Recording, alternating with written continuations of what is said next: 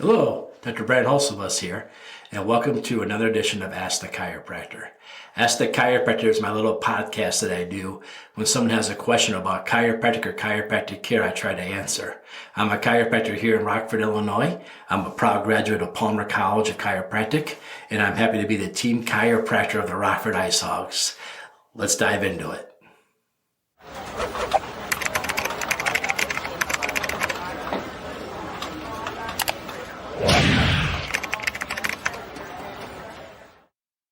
Hi, so this is a question we get asked all the time. Hey, when I'm moving my neck around or I just twist my lower back, I'm hearing pops and snaps and cracks. Am I destroying my back? Am I self-adjusting myself? Am I making myself better or worse? What's really happening when I move myself and I hear noises in my spine? Let me answer this the best way I know how to answer this. Basically, when you're doing those things and you're hearing those noises, first of all, let me back a step up. If you're grabbing a hold of a chair and twisting yourself and making yourself make noises, yes, you're hurting yourself. Yes, you're making yourself worse. If you're grabbing your chin and turning your head to make it pop, you're making yourself worse. When someone comes in here and said, hey, I haven't seen you in 2 months, I've been able to get it myself, but now I think I got one that I can't get, I really need your help.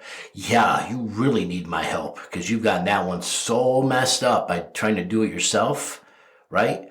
That you need a lot of care now. Trying to avoid coming in, you need a lot of care. Why does this happen when you do it yourself? Well, what happens is when you're subluxated, again, that's when one or two bones are misaligned, creating stress and affecting the nerves and where they go and how they respond. They lock up. When your body has a stress to these two vertebrae, they're going to lock up and they're going to freeze. What your body's doing is saving those vertebrae from more injury, allowing you to mess them up worse. So if you do something chemically, physically, or emotionally to induce stress into your system, you can make two vertebrae lock up and create what we call a subluxation. The chiropractor's job is to feel up and down your spine by using tools like examinations and x-rays to find these two that are misaligned and make them move again. So when you get a chiropractic adjustment, if you looked at an x-ray before and immediately after, you would be gravely disappointed. You'd be so upset because the x-ray won't look any different. It feels like it looked different, but it really won't. All we're doing is freeing it up so that way in time it can learn how to behave better and not get so fixated. A lot of times, if you've had a problem in your spine, a subluxation in your spine for a long time, the bones start to change their shape. It's called Wolff's Law, wolf like the animal. And what happens is the bone will change its shape to deal with the stress you've put on it. And it's almost impossible to bring you back. But we can maintain you, keep you strong, and keep it from getting worse, and keep the arthritis away. So I'm not trying to say it's doom and gloom. I'm just saying it's hard to bring it back. And what happens is when these two lock up and they stop moving and you grab a chair and you try to force yourself to turn, what you're doing is you're making the ones above and below move even more because you can't get the right angle, the right correction. Trust me, I wish I could adjust my own neck. You know how many times on a Sunday afternoon I have a little bit of a headache and I said, man, I wish I could do this to myself. I know exactly what to do and everything, but I have to wait until I see Dr. Hayes or Dr. Dace or Dr. Sam on Monday to get my help. Unless I'm at my dad's house, right? That's one nice thing about having so many chiropractors in the family. But nevertheless, man, I wish I could take care of myself. My grandfather wished he could do it, right? He's practicing in the Byron Rockford area in 1949. No other chiropractors for him to see. He tried all kinds of things like throwing himself up against the wall, the little blocks on the wall. So if I can't figure out how to do it to myself, trust me, you can't either. So when you do it to yourself and you get those noises, what happens is the ones that are locked are getting more locked. The ones above and below are getting more hypermobile. They're moving more and more. And you're forcing them past a point to where they make an audible noise.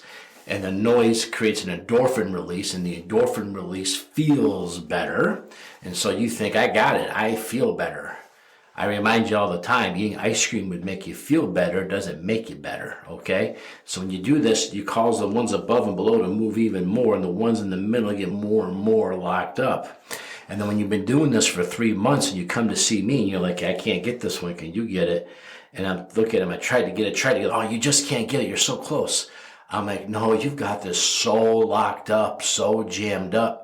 It's going to take 4 or 5 visits to get over this because of how bad you've got this locked. And not only that, but now the hypermobile ones above and below, they're creating more stress, more resistance on the one that's stuck. So not only did you get the ones more stuck, but by making the ones above and below more loose, you've made the chiropractor's job so much more challenging. So this is a bad thing to do. Same in the neck, same story. And we get it all the time. I can tell you the people who come in, they tell me they don't do it, but we know they do it. Like your dentist knows if you floss or not. We know darn well if you're trying to do this to yourself. We can just feel the difference in your spine. But let's talk about now what the question was. When I move my head and neck around like that, I hear a crack or a pop. Is this a good thing or a bad thing? The answer is yes. This is a good thing and a bad thing. It's a good thing and a bad thing because typically what's happening, I'll talk about the neck first. Maybe you've got one in between your shoulders that's misaligned that you don't really feel. The shoulders from your muscles, from your shoulders come up into your neck. And as they come up to your neck, they attach to different vertebrae. So part of this equation is locked and fixated. It starts to mimic a fixation somewhere else. And those bones try to get stuck. So let's say my T4 is misaligned between my shoulder blades. Now my shoulder blades aren't moving the way they're supposed to, but the muscles from T5 up come up and attach to C2, the second one in your neck. Now that C2 is getting a little stuck because that one muscle doesn't want to move a certain way. Then you move that way on your own, and then it frees up. That's good because you're able to free it up, but it's bad because something else is pulling on it, leaving you the opportunity to turn and free it up on your own. So moving it yourself like that, will that cause more problems to the bone making the noise? Most likely no. Most likely you're not causing any damage. Your body's trying to self-correct, and that's good that you're able to self-correct. But what's bad is that you have to. What's bad is that the lower one is pulling on that, creating this problem. The longer you wait to correct this, the more likely the other one that's moving on its own now might not keep moving that way, might get fixated, might create another problem, and now give your chiropractor two areas they have to focus on in order to free you up. So if you start to experience this at a higher rate than normal, go see your chiropractor. Now, another reason this could happen is because the lower back, same story. Maybe your hip's stuck and your lower back's not. And so you're moving around, your lower back's making noises because your hip's stuck and is pulling on it. It's the same idea, same concept as somewhere else. But let's say you're somebody who used to pop your own neck a lot or pop your own lower back a lot, and you've created hypermobile bones. Now we've got an area of instability. So this area of instability, this hypermobile stuff, is making your bones move around. Again, it's good and bad. It's good that you're able to move and they free up, but it's bad that's happening in the first place. And this is where a chiropractor needs to work on making your spine more stable, less hypermobile, less loosey-goosey. How do we do that? You've heard me talk about it a billion times. Stabilization muscles. Now, originally when I went to school, there was 3 types of muscles. There was cardiac muscles in your heart, smooth muscles in your blood vessels, and skeletal muscles made up the rest. When we looked at the spinal muscles under a gross dissection lab, they looked the exact same as a skeletal muscle. Up to recently, they've always been called skeletal muscle. Until recently, we put them under a microscope and we realized that when you put them under a microscope, they're quite different muscles. They don't have the things that allow you to move them around in space. If you can move your C5 right now in your neck, you wouldn't need a chiropractor. I'd be unemployed. So what happens is the chiropractor has to move those because those muscles can't move independently. These muscles are 100% reflexatory, meaning your eyes will always stay level with the horizon. And if your eyes are not level with the horizon, other spots in your spine will reflexatory move, change, and shift position in order to get you back to where you need to be. So these are reflexatory muscles. Now, there's a 4th type of muscle. Your chiropractor needs to work with you getting your reflexatory muscles stronger and stronger. This way, it's harder and harder for you to put those little stresses on your spine. Again, a lot of people have never even heard of reflexatory muscles, stabilization muscles. So when you talk to somebody about chiropractic, ask them about stabilization muscles. Let's see if they know what those are. Ask them why they're different. See if they know what they're talking about. If they don't know what they're talking about, then stop asking them questions. Go ask your chiropractor. When I move around, I hear pops and noises. Is that a good thing or a bad thing? Yes, it's a good thing and a bad thing. It's a good thing you're still able to free it up yourself, but it's a bad thing that's happening in the first place. And if this has happened to you, a trip to the chiropractor is definitely warranted. Now, if you're somebody that every time you turn your head to the left has always made a noise since you were 6 years old, and now you're 56 years old, do you need to rush to the chiropractor? You don't need to rush to the chiropractor, but you should probably find out, do a deeper dive. But if you're someone that's never experienced this before, and now you're starting to turn your head around and you're starting to experience a new noise or a new thing, that's definitely something to bring to the chiropractor.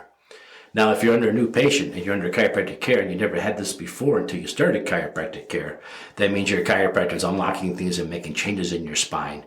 And that should go away in time as your spine becomes more stable. As the chiropractor fixes your posture, and as your chiropractor works with you on making those muscles stronger, this is something that goes away. So if I'm a newer chiropractic patient, I've been going to chiropractor, let's say for 2 or 3 weeks now, all of a sudden I turn my head, I hear a click. Never had that before. Not a bad thing. It just means that's part of the healing process, and your chiropractor still has some work to do. So there you have it. If you turn your head, you hear a weird click or something like that. Is this a good or bad thing? Yes. And if you're having more questions about this, because there's so many different causes or reasons why this could happen, go ask a chiropractor. They'll tell you. Ask your physical therapist, medical doctor, or anybody else. They don't know. They'll give you an answer. They don't know. So always ask a chiropractor. And if you're trying to crack your own back, that's like trying to drill your own teeth. I don't think it's a good idea. If you're trying to crack your own back, that's like trying to perform your own surgery. Probably not going to go well. And if you're trying to crack your own back and don't think you need a chiropractor because you can do it yourself, we're going to meet you eventually in the end, and I hope there's still a disc in there, because remember, as the spine locks up and doesn't move, the disc dehydrates and goes away and the arthritis kicks in. So if you've been doing this for a long time to yourself, there's a chance that disc is compromised. If that disc is compromised, there's a chance the arthritis process has already begun. So think about that too. All right. Ask a chiropractor if you have a question about chiropractic or chiropractic care. Leave me a comment below wherever you're watching or listening to this, and I'll see it and I'll get back to you next time. Thank you.